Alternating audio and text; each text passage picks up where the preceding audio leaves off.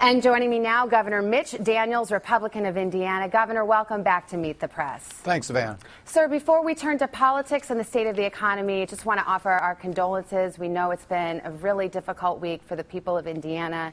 The accident at the State Fair. We really appreciate your time, all the more so this week, sir. Thanks for mentioning.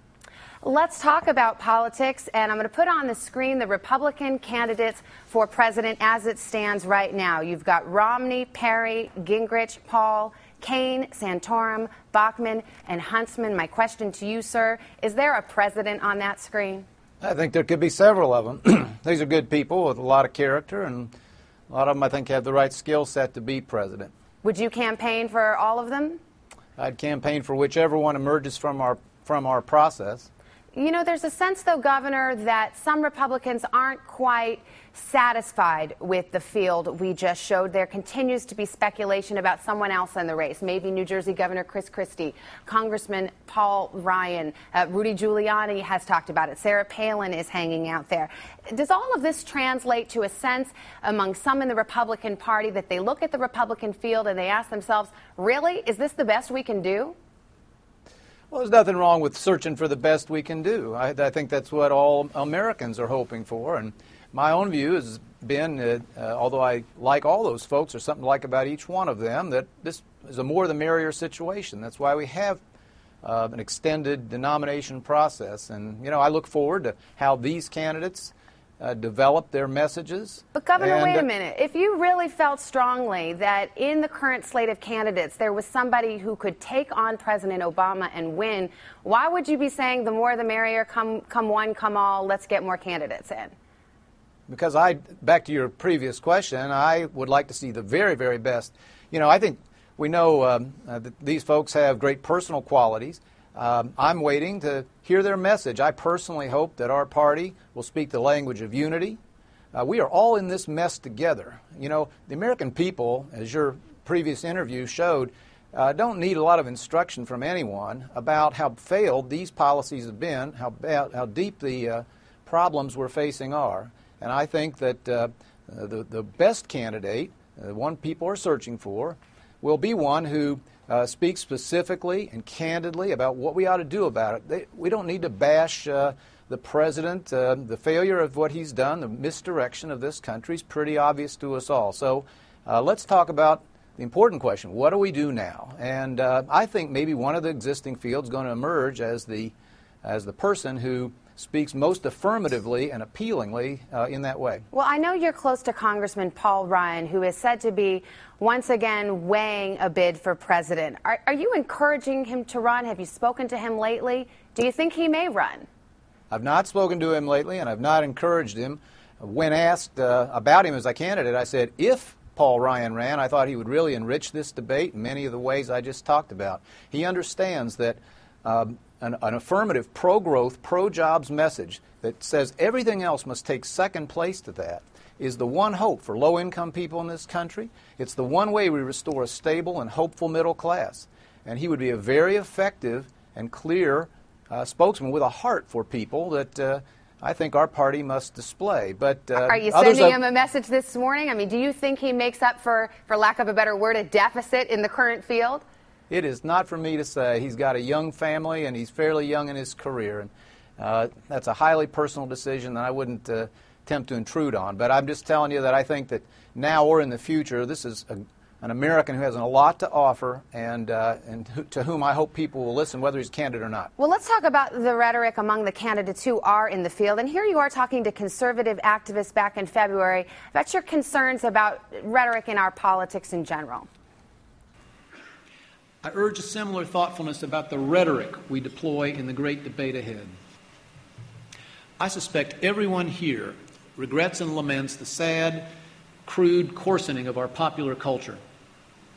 It has a counterpart in the venomous, petty, often ad hominem political discourse of the day. And yet it would appear, sir, that many of your Republican colleagues in the presidential race aren't necessarily heeding that warning. Here is Texas Governor Rick Perry this week accusing the Federal Reserve Chairman of near treason.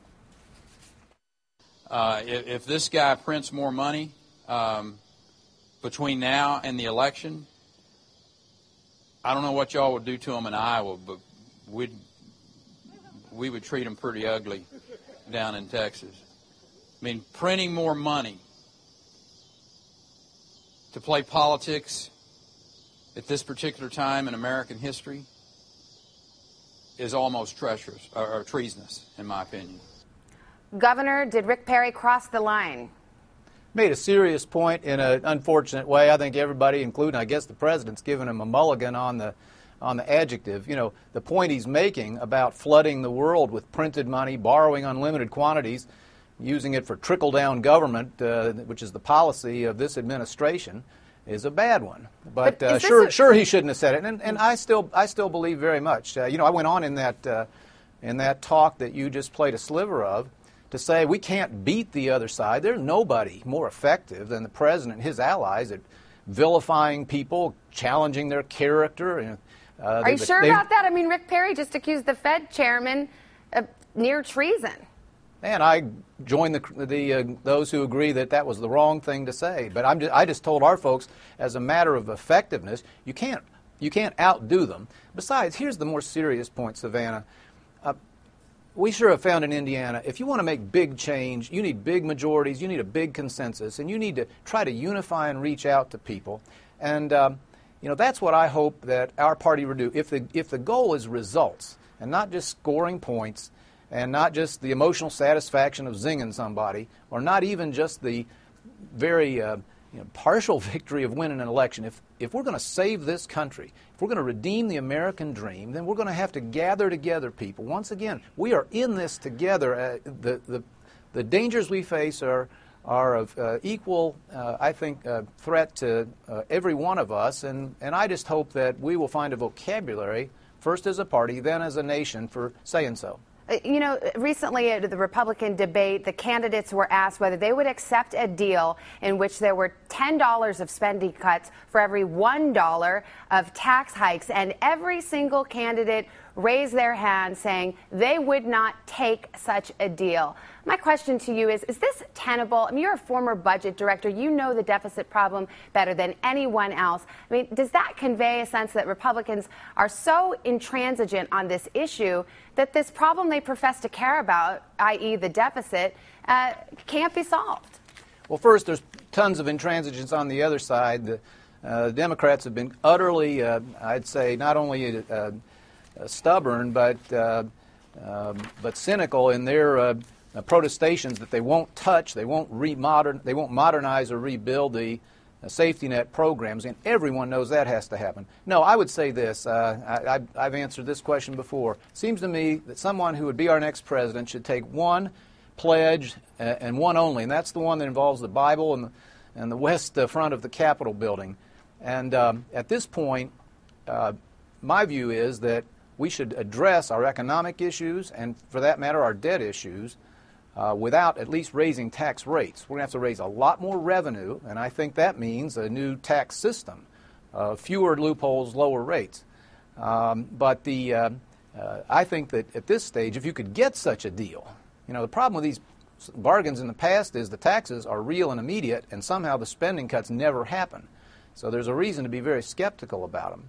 But no, I think that we ought to be open. We've got to solve this problem in the interest of us all, and we ought not rule anything out in pursuit of doing that. Well, Republicans have certainly successfully made deficit cutting a primary subject of debate here in Washington. But how is deficit cutting a jobs creation strategy, which is the thing Americans are most concerned about? Because we're going to have a crushing debt load, therefore higher interest rates, and it's now very well demonstrated that past a certain level of debt, which we are rapidly approaching faster than anyone ever expected under this administration, growth is permanently stagnated, and therefore the American dream of upward mobility permanently stunted. And so I do not agree with those who say, you know, it's like, wasn't it St. Augustine, Lord, make me chaste, but not today, you know, who say, we'll cut some spending, but not for a good while. I don't buy that. Who thought the federal government was too small, for instance, in 2008? You know, I believe the first step in a growth strategy is to say to the world, America's not going broke. Our credit's going to be good. You can loan us money at rates we can afford. And I believe it's part and parcel it ought to go, if you'll permit me, it ought to go hand in hand with a full-throated, nothing else comes first commitment to jobs and growth. That means energy. That means stopping the overregulation we're facing, and I already mentioned tax reform. Well, we're almost out of time here. I've got to ask you, I know you carefully considered a run for president. Do you have any regrets saying you won't? Would you reconsider and enter the race? I've been asked that question an awful lot lately, publicly and privately, and I think our family's at peace that we made the decision that is right for us, and it was made as a family.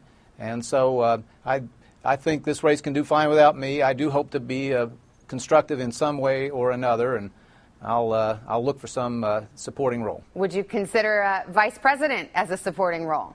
I think it's such a far-fetched question, I never answer it. All right, Governor Mitch Daniels of Indiana. It's good to have you here, sir. Thank you. Thank you.